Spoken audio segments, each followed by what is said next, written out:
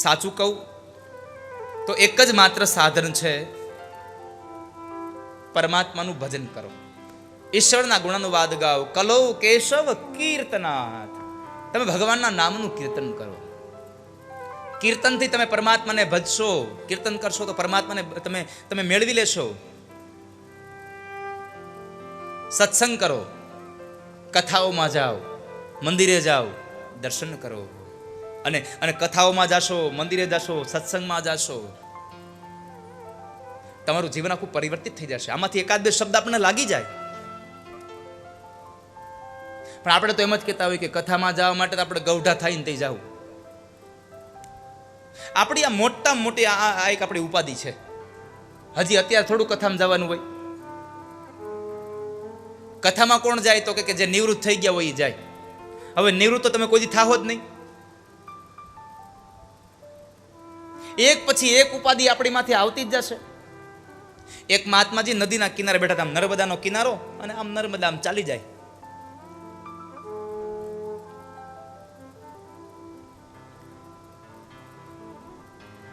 મહાત્માજી આમ આમ આમ નજર કરે, આમ એ નર્મદાનું નીર જે બાજુથી આવે છે ને એ બાજુ આમ આમ હાથ રાખી, નેજવા રાખી નજર કરે, વારંવાર જોયા કરે, વારંવાર જોયા કરે. એક માણસથી પસાર થયો, એક વાર, બે વાર, ત્રણ વાર, આવું 4-5 દિવસ ચાલ્યું. ઓલા મહાત્માજી એક જ વસ્તુ કર્યા કરે, આમ જોયા કરે. ઓલો માણસે પ્રશ્ન કર્યો, મહારાજ કઈ ખોવાઈ ગયું છે, કઈ ગોતો છો? ના ના. તો પછી તમે અહીંયા કેમ બેઠા છો?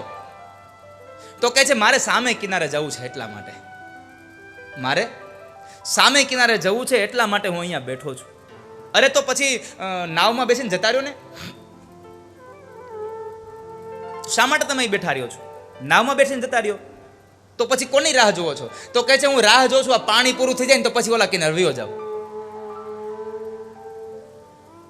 પાણી આમ વયું જાય તો હું સામે કિનારે વયો જાઉં.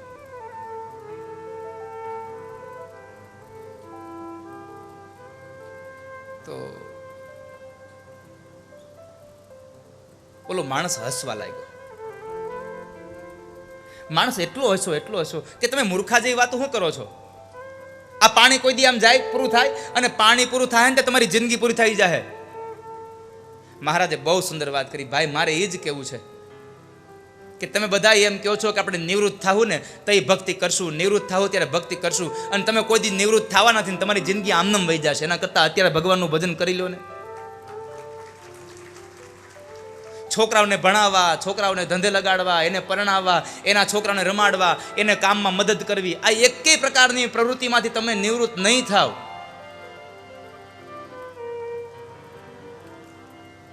એટલા માટે તમને કહું છું, તમે ભગવાન ભજી લ્યો, ઈશ્વરને ભજી લ્યો. અને મેં ગઈકાલે કહ્યું હતું ને, અવસર ના આવે આવો, ગોવિંદના ગુણ લગાવો. તમને આવો નવો અવસર પાછો જીવનમાં નહીં મળે બીજી વાર. તમે ભગવાનને ભજી લ્યો.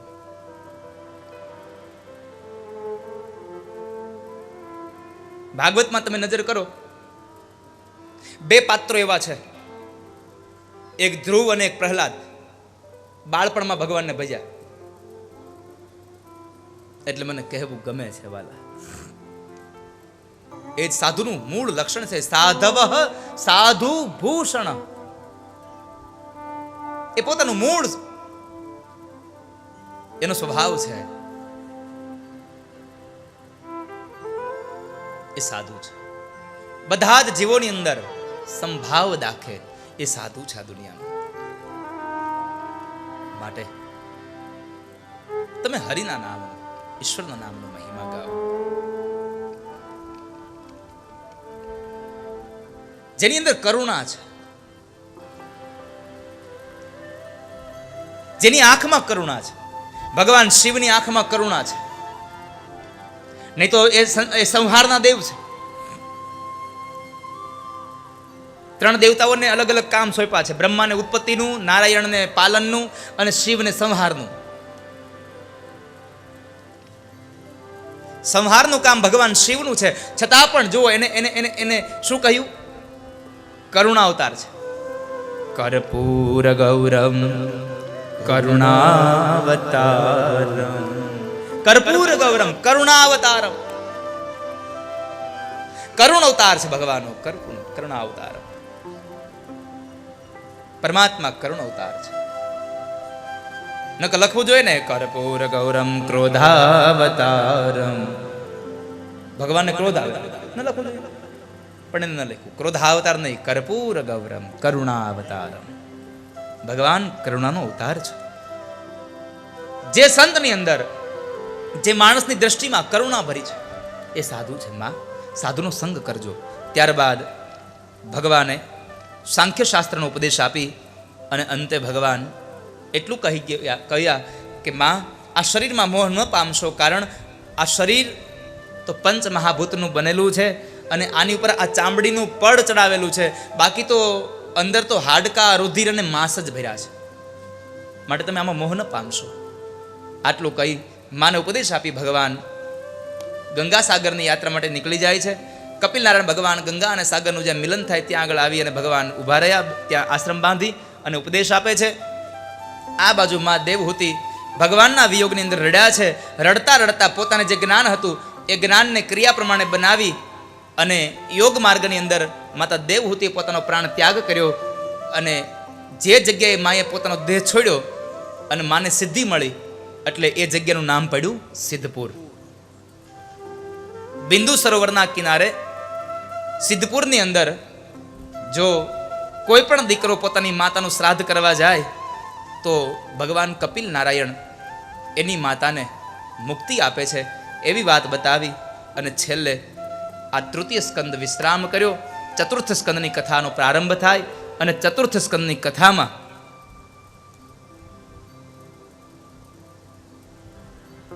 મનુ મહારાજની 3 દીકરીઓ, દેવહૂતિના લગ્ન કરદમ ઋષિ સાથે, આકુતિના લગ્ન રુચિ ઋષિ સાથે થયા છે. એમાં જે દેવહૂતિને ત્યાં 9 દીકરીઓ થઈને એ 9 દીકરીઓને 9 ઋષિઓ સાથે પરણાવી છે. આ 9 ઋષિ કોણ?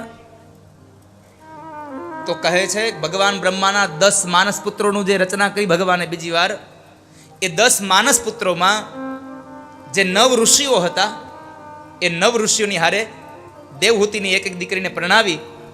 એમાં એક માનસ પુત્ર બાકી રહી ગયા. આમ દુનિયામાં ભ્રમણ કરવા માટે નીકળ્યા ને, એમાં વાહેથી 9ના લગ્ન થઈ ગયા, એક રહી ગયા, એ દેવર્ષિ નારદ. નારદના લગ્ન ન થયા, 9 ઋષિઓના લગ્ન થયા માનસ પુત્રોના. અને એ દેવહૂતિના 9 દીકરીઓની સાથે લગ્ન થયા. એમાં એક અત્રિ નામના ઋષિ સાથે અનસુયાના લગ્ન થયા અને અનસુયા અને અત્રિને ત્યાં સ્વયં ભગવાન નારાયણ દત્તાત્રેય તરીકે પ્રગટ થયા. બોલીએ દત્તાત્રેય ભગવાન કી જય. ભગવાન દત્તાત્રેયનું પ્રાગટ થયું. ગુરુઓનો મહિમા બતાવવા માટે થઈ અને દત્તાત્રેય ભગવાનનું પ્રાગટ થયું એ કથા બતાવી. ત્યારબાદ મનુ મહારાજની 3જી દીકરીનું નામ છે પ્રસૂતિ. પ્રસૂતિના લગ્ન દક્ષ પ્રજાપતિ સાથે થયા અને દક્ષ પ્રજાપતિને ત્યાં જે 16 કન્યાઓ હતી એમાંની 13 કન્યાઓ એણે ધર્મને આપી છે, 1 કન્યા એણે પિતૃગણને, 1 કન્યા અગ્નિને અને 1 કન્યા જે હતી એમાંની 16મી કન્યા સતી. અને એ સતી સ્વયં ભગવાન શિવને પરણ્યા અને એ શિવને પરણેલી સતી પોતાના પિતાશ્રીને ઘરે આવી અને અગ્નિમાં પોતાનો દેહનો ત્યાગ કર્યો. આટલું સાંભળ્યું એટલે પરીક્ષિત રાજાએ અને વિદુરજી મહારાજે મૈત્રેય ઋષિને પ્રશ્ન કર્યો, બાપજી દીકરી બાપના ઘરે આવીને મરી શું કામે? દીકરીને એવું કયું દુઃખ થયું સાસરિયામાં કે બાપના ઘરે આવીને બળી મરી? આ કથા મને જરા વિસ્તારથી કરો ને. સાંભળો, એનું એકમાત્ર કારણ દક્ષ પ્રજાપતિને પ્રજાનો નાયક બનાવવામાં આવ્યો અને આ દુનિયાનો રિવાજ છે, પદ અને પ્રતિષ્ઠા મળે ને એટલે અહંકાર આવે, પદ અને પ્રતિષ્ઠા મળે એટલે અહંકાર વ્યાપે. તો બન્યું એવું કે પ્રજાનો નાયક બન્યો અને જ્યારે સભા ભરાણી, ભગવાન શિવ સભામાં બેઠા છે ગણોની સાથે, અનેક દેવતાઓ બેઠા છે, બ્રહ્માજી બેઠા છે અને દક્ષનો પ્રવેશ થયો. બધા ઊભા થઈ અને દક્ષનું સન્માન કર્યું. ભગવાન શિવ ઊભા ન થયા. એક તો અણમાનીતો જમાઈ હતો અને એમાં પણ ઊભો ન થયા. એટલે ભગવાન શિવ માટે દક્ષ પ્રજાપતિ ન બોલવાના શબ્દો બોલે છે. જેને સંસારનું જ્ઞાન નથી એને અહીંયા કોણ લઈ આવ્યા દુનિયામાં? આ સભામાં કોણે આવવા દીધા? જેને સંસારની ભાન નથી એને કોણે અહીંયા બોલાવ્યા?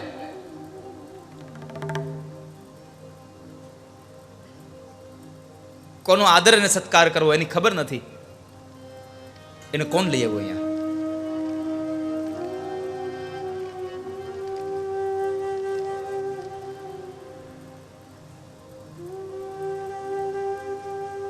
અને એ સમયે બરાબર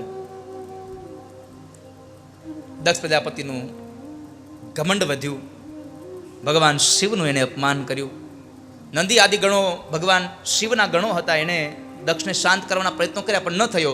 અંતે નંદીએ શ્રાપ આપ્યો કે જ્યાં દક્ષ તું ક્યારનો મેં કરે છે ને, માટે હું તને શ્રાપ આપું છું કે મેં કરવા વાળો બકરાના મોઢા વાળો બનીશ.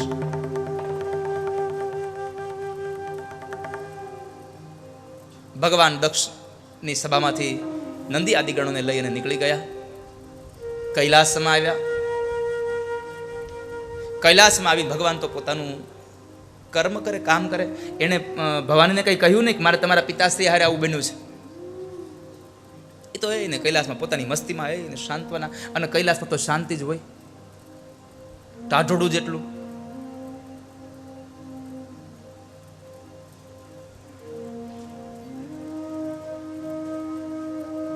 ઠંડક જ એટલી.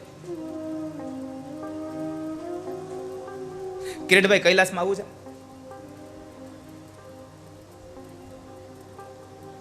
અતુલભાઈ આવું છે? તમે જઈ આવ્યા ને તો તમને નહીં આવતા. ભરતભાઈ આવું તમારે? હું કૈલાસ માનસરોવર કથા કરવા જાઉં છું 8મા મહિનામાં. આવું ને કિરીટભાઈ? પાકું ન્યા ગાશું ને? ગોવિંદના ગુણ લાગાવો, ગોવિંદના ગુણ લાગાવો, ગોવિંદના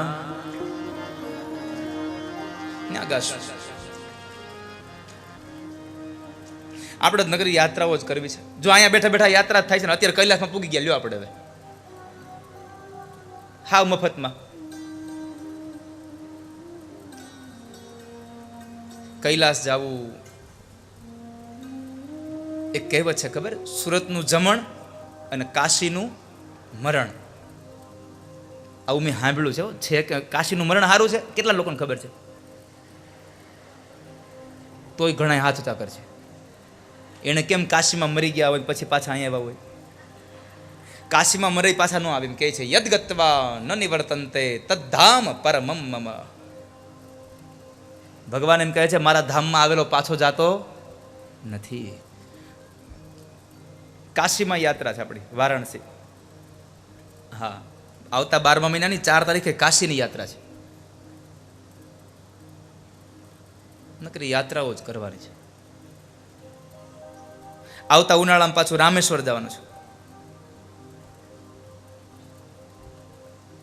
જેટલા જેટલા આવું એ બધા આવજો.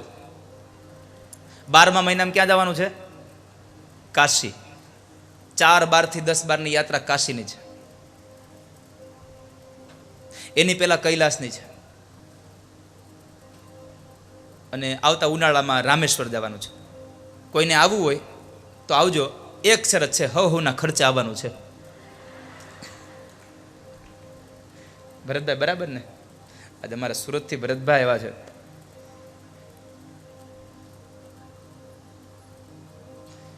એટલે તમે તમારા ખર્ચે આવવાની છૂટ છે. મને કાંઈ વાંધો નથી, કારણ કે મારે તમારો થેલો ઉપાડવો નથી, મારે તમારું બાવડું પકડવું નથી. એટલે તમે આવજો. હમણાં અમે જગન્નાથપુરી જઈને આવ્યા. હજી તો અનિલભાઈ અહીંયા છે. ક્યાં છે? લે, અમારે કાશીના આયોજક પરિવાર છે, અનિલભાઈ પંડ્યા, ભૂદેવ છે અમારા, અને એમને મેં કથા આપી છે. પણ આપણે સંઘ જ લઈને જવાનો છો તમારે. હા, મેં નક્કી જ કર્યું છે, તીર્થોમાં જેટલી કથા થાય ને બધી સંઘમાં જ લઈ જવાની. યજમાન થાય ભલે થાય, પણ જવાનું સંઘમાં. એટલે બધાને આવવું હોય તો લાભ મળે ને. સંઘનો એક ફાયદો હોય. ને તમને એક વાત કહી દઉં, તમે યાત્રામાં જાઓ ને તો તમે સુવિધા ન માગતા કોઈ દી ક્યાંય હો. યાત્રામાં જો દુઃખ ન ભોગવો ને તો યાત્રા જ ન કહેવાય. થોડુંક તો કષ્ટ પડવું જ જોઈએ. નકર તો ઘરે એસી વાળો રૂમ હોય, ન્યાય આપણે જઈને ના એસી તો જોશે જ હો. યાત્રા તો હતી અમારી જગન્નાથપુરીની. લોકો એને આવા તાપની અંદર તડકા નીચે આમ આમ પતરા નીચે હુતા હતા. બોલો, એને કોઈ દી કોઈ ન કીધું અમારે એસી જો હે. તમે બધા આમ જો આમાંથી કોઈ આવ્યું હતું જગન્નાથપુરી? આવ્યા હતા? વાહ. હાથે હાથ દી રોકાણા હતા? રોકાણા હતા હાથ દી મારી કથામાં? તમને મજા આવી હતી ત્યાં? હા, ધન્યવાદ. એ તો જે આવ્યા હોય એને ખબર હોય કેટલી મજા આવી હતી. જલસો પડી ગયો. પણ એ હવે તો ક્યારે યાત્રા કરવા જગન્નાથપુરી જાય કોને ખબર છે. હમણાં ઓડિશામાં જે વાવાઝોડું એવું તોફાન આવ્યું, લાખો લોકો બેઘર બની ગયા. લાખો લોકો બેઘર બની ગયા. એટલે હું તમને એમ કહેતો હતો કે ભગવાન શિવ કૈલાસમાં જઈને ભવાની પાસે કઈ વાત ન કરી કે આજ મારે તમારા પિતાશ્રી હારે ઝઘડો થયો. આપણે જરા કે ફોનમાં હારાનો ફોન આવ્યો એટલે તરત કહી હવે તો તમારા પપ્પાને સમજાઈ દેજો, ના ચાલુ કરી દે. આપણે આવવાનું થતું નથી કે પણ ભવાનીને ભગવાને કઈ કહ્યું નહીં. આ બાજુ દક્ષ પ્રજાપતિએ ભગવાન શિવનું અપમાન કરવા માટે યજ્ઞ કરે છે. યજ્ઞની અંદર તમામ દેવી દેવતાઓને આમંત્રિત કર્યા, પણ પોતાના જમાઈ અને દીકરીને આમંત્રણ ના આપ્યું. જમાઈને દીકરીને આમંત્રણ ના આપ્યું. તો યજ્ઞનો દિવસ આવ્યો, બધા દેવતાઓ વિમાન લઈને જાય. ભવાની નજર પડી, ભગવાન શિવ કથા કરે, ભવાની સાંભળે. પણ ભવાનીએ પ્રશ્ન કર્યો, પ્રભુ આ બધા દેવતાઓ ક્યાં જાય છે? આજે કઈ ધર્મસભા છે? ના ભવાની. તો પછી આ બધા ક્યાં જાય છે? એ તમારા પિતાશ્રીના ઘરે જાય છે. મારા પિતાશ્રીના ઘરે શું કામે? તો કહે છે ન્યા આજે યજ્ઞ છે એટલે યજ્ઞનો ભાગ લેવા માટે જાય છે દેવતાઓ. ભવાનીને તો આમ ધ્રાસકો પડ્યો, મારા બાપની ઘરે યજ્ઞ, મને ખબર નહીં.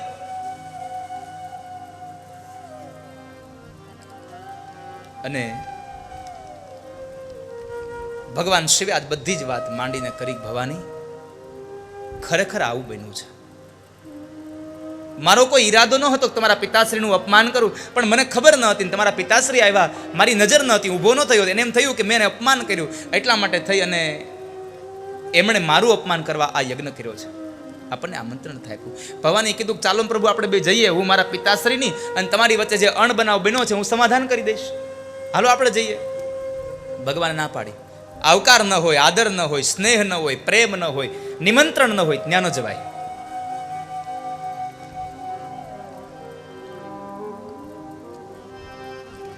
ધર્મના કાર્યમાં જવા માટે તમારે કોઈ દિવસ આમંત્રણની રાહ ન જોયો. આપ સૌને કહું છું,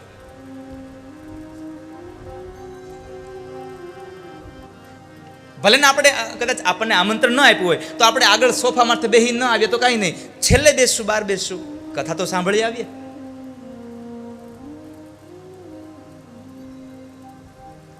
ભગવાન શિવે ના પાડી. ભવાની કથા સાંભળવા બેઠા પાછા. ભગવાન શિવ કથા કરે, ભવાની કથા સાંભળે. પણ બન્યું એવું, ભવાનીનું શરીર અહીંયા છે, મન બાપની ઘર પહોંચી ગયું. મન બાપના ઘરે એટલે સામેથી જે હોકાર આવતા હતા ને એ બંધ થઈ ગયા. ભગવાન શિવ સમજી ગયા, ભવાની પૂગી ગયા, ભવાની પહોંચી ગયા. અને ભગવાન શિવે કહ્યું કે ભવાની એક કામ કરો, તમારે જવું હોય ને તો તમે જાઓ, હું નહીં આવું. ભવાનીને થયું કે લાવ, ભગવાન કહે છે તો હું જાઉં અને મારા પિતાશ્રીને સમજાવી દઉં, એટલે આ બેવની વચ્ચે હું ઝઘડો શાંત કરી દઈશ. ભવાની ગયા છે, નંદી ઉપર આરૂઢ થઈ ભવાની ગયા. યજ્ઞશાળામાં યજ્ઞ ચાલે, દીકરી ભવાની યજ્ઞશાળામાં જાય છે. પણ બાપે એને આવકારી નહીં. બાપ અને દીકરીની બેની નજર મળી ગઈ. બાપને ખબર પડી કે દીકરી આવી છે, પણ દીકરીને આવેલી જોઈ અને બાપ અવળું ફરી ગયો. દીકરીને બહુ દુઃખ લાગ્યું કે મારો બાપ મારાથી અવળું ફરી ગયો, હવે હું ક્યાં જાઉં, હવે હું ક્યાં જાઉં. અને અંતે ભવાની માં પ્રસૂતિ પાસે જાય છે. પ્રસૂતિએ સાંત્વના આપી, ત્યાંથી ફરી પાછા નીકળે છે. વળી પાછા યજ્ઞશાળામાં આવ્યા અને યજ્ઞશાળાની અંદર આવી અને જ્યાં જુએ તો તમામ દેવી દેવતાઓના સ્થાપન જોયા, પણ ભગવાન શિવનું કોઈ સ્થાપન ન જોયું. ભગવાન શિવનું કોઈ સ્થાપન ન જોયું. એટલે પોતાના પતિનું સ્થાપન ન જોયું એટલે આઘાત લાગ્યો ભવાનીને. અને પતિવ્રતા નારી બધું સહન કરી શકે, પણ એક પોતાના પતિનું અપમાન સહન ન કરી શકે. ભવાનીએ 13 શ્લોકોમાં ભાષણ કર્યું અને એ 13 શ્લોકોમાં ભાષણ કરતા કરતા ભવાનીએ કહ્યું કે હે સભાસદો સાંભળો, જેને જેને ભગવાન શિવની નિંદા કરી છે એને શિવ નિંદાનું ફળ મળજો, અને જેને જેને શિવની નિંદા સાંભળી છે એને શિવ નિંદા સાંભળવાનું ફળ મળજો. આટલું કહી ભવાનીએ પોતાના જમણા પગના અંગૂઠામાંથી યોગાગ્નિ ઉત્પન્ન કર્યો અને એ યોગાગ્નિની અંદર પોતાના દેહને ત્યાગ કર્યો. યજ્ઞશાળામાં હાહાકાર મચી ગયો. બ્રાહ્મણો કહે છે કે દક્ષ ન થવાનું કર્મ થયું, દીકરી બળી ગઈ. અને એ સમયે દક્ષ એટલું બોલ્યો છે કે બ્રાહ્મણો, દીકરી મરી તો મારી મરી છે, મારો યજ્ઞ અધૂરો ન રહેવો જોઈએ, તમે યજ્ઞ ચાલુ કરો. અને યજ્ઞ પ્રારંભ થયો. આ બાજુ નંદી આદિ ગણો ઋષિઓની હારે યુદ્ધ કરે, પણ ઋષિઓને બગાડ્યા છે. દેવર્ષિ નારદે આવી અને ભગવાન શિવને સમાચાર આપ્યા. પ્રભુ ગજબ થયો. શું થયું? તો કહે છે કે માં ભવાનીએ પોતાના દેહનો ત્યાગ કર્યો, યોગાગ્નિમાં બળી અને પોતાના દેહનો ત્યાગ કર્યો. સમાચાર સાંભળ્યા. ભગવાનની આંખોનો રંગ બદલાયો. જટાને ખોલી એમાંથી એક લટને ખેંચીને પથ્થર પર પછાડી વીરભદ્રને ઉત્પન્ન કર્યા છે. અને ભગવાન કહે છે કે જાઓ દક્ષનો યજ્ઞ ધ્વંસ કરી નાખો. આ બાજુ વીરભદ્ર આવે, આ બાજુ ભગવાન શિવ ભવાનીના શબને લઈ અને કૈલાસના એ પર્વત ઉપર ડાબેથી જમણે, જમણેથી ડાબે થઈ રહેલી જટા અને ઉત્તરથી દક્ષિણ, દક્ષિણથી ઉત્તર ભગવાન શિવ તાંડવ નૃત્ય નાચી રહ્યા છે. ભગવાન શિવ તાંડવ નૃત્ય નાચે અને આ બાજુમાં ભવાનીએ પોતાના દેહનો ત્યાગ કર્યો છે.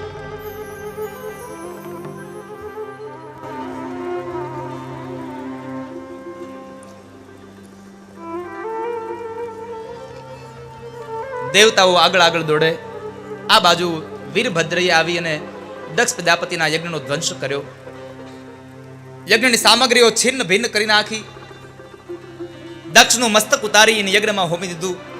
આગળ દેવતાઓ બ્રહ્મા પાસે ગયા. બ્રહ્માએ ભગવાન વિષ્ણુ પાસે મોકલ્યા. બ્રહ્માને વિષ્ણુને બેયને સાથે લઈ દેવતાઓ ભગવાન કૈલાસની અંદર આવે, શિવ પાસે આવે છે. અને શિવ ભગવાન એ સમયે ભવાનીના શબને લઈ ઉત્તરથી દક્ષિણ, દક્ષિણથી ઉત્તર થઈ રહ્યા છે.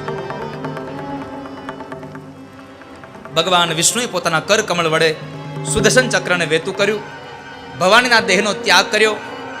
અને એ ભવાનીના દેહના જ્યારે એ શબ હતું એ શબના 52 ટુકડા કર્યા. અને 52 ટુકડા જે જે જગ્યાએ પડ્યા એ તમામ જગ્યાએ શક્તિપીઠોની સ્થાપના થઈ. અને એ શક્તિપીઠોમાં આજ પણ માં જગદંબા અંબાની ઉપાસના થઈ રહી છે. એ તમામ 52 શક્તિપીઠોમાં માં દુર્ગાની આરાધના થઈ રહી છે. મને એમ લાગે છે કે કદાચ એ 52 ટુકડાઓમાંથી કદાચ એકાદો ટુકડો આજે આ રાજપીપળામાં પણ પડ્યો હશે કે જ્યાં માં હરસિદ્ધિ બિરાજમાન થઈ છે. બા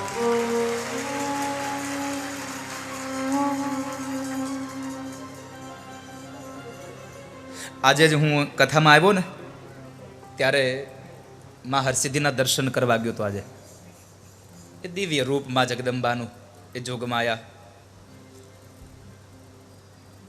પરિસરમાં ગયો અને પરિસરમાં એટલું આમ નીરવ શાંતિ. આજે આ પરિવારે મારા ઉપર કૃપા કરી કે મને ત્યાં લઈ ગયા અને દર્શન કરાવ્યા માં જગદંબાના. માં દુર્ગાની ઉપાસના થઈ રહી 52 શક્તિપીઠોમાં. એક હરસિદ્ધિ અહીંયા રાજપીપળામાં બિરાજે અને એક હરસિદ્ધિના નામથી જે ગામનું નામ પોરબંદરની બાજુમાં હરસિદ્ધ, ત્યાં માં દુર્ગા બિરાજે છે દરિયાના કિનારે. એક નદીના કિનારે અને એક દરિયાના કિનારે, બે સ્વરૂપ ઉભા.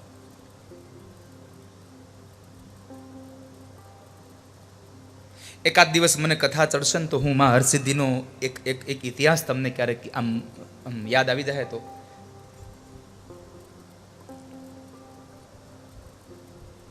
કે હરસિદ્ધિ શું કામ કહેવાના ને એની કથા હું જો એકાદ દિવસ સમય મળી જાય ને તો તમને કહીશ. તમે યાદ ન કરાવતા હો, કાલથી ચિઠ્ઠી આવશે, ઓલી કથા કરો ને. આમ તો હાથે કઈના હોળી આપણે આપણા માથા ઉપર હળગાવીને એવું લાગે. મેં ક્યાં કીધું પેલું 52 ગજને ધજાનો ઇતિહાસ ક્યાં કીધો તમે? દ્વારકામાં ભગવાન ઠાકોર દ્વારિકાધીશના મંદિર ઉપર 52 ગજની ધજા બિરાજે. તો હું ગાઉં છું ને, 52 ગજનો પાતકો રે કેમ ભૂલી જવાય, રાજા રણ છોડ તારું મુખડું રે કેમ ભૂલી. તે 52 ગજનો પાતકો ગાયો ને તો મેં કીધું કે 52 ગજની ધજા ભગવાનના મંદિર ઉપર બિરાજે. અને મેં બીજા દિવસે એવું કીધું કે 52 ગજની તમને એક વખત હું કામ 52 ગજ છે ને એવું કહીશ. ત્યાં તો રોજ ચિઠ્ઠી આવે, ઓલે 52 ગજનું કયો નહીં, કે 52 ગજનું કયો ને. એટલે તમે યાદ ન કરાવતા, મને યાદ આવી જશે, ઉપાધિ ન કરતા. પણ એ માં ભવાનીના 52 શક્તિપીઠોની સ્થાપના થઈ. અને આ બાજુ તમામ દેવતા ભગવાન વિષ્ણુ અને બ્રહ્માની આગેવાનીમાં ભગવાન શિવની પ્રાર્થના કરે. હો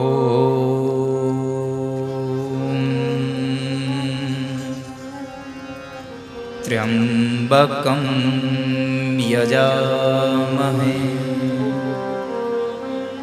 સુગંધિં પુષ્ટિવર્ધનમ ઉર્વારુકમિવ બંધના મૃત્યુર્મોક્ષ્ય મામૃતા.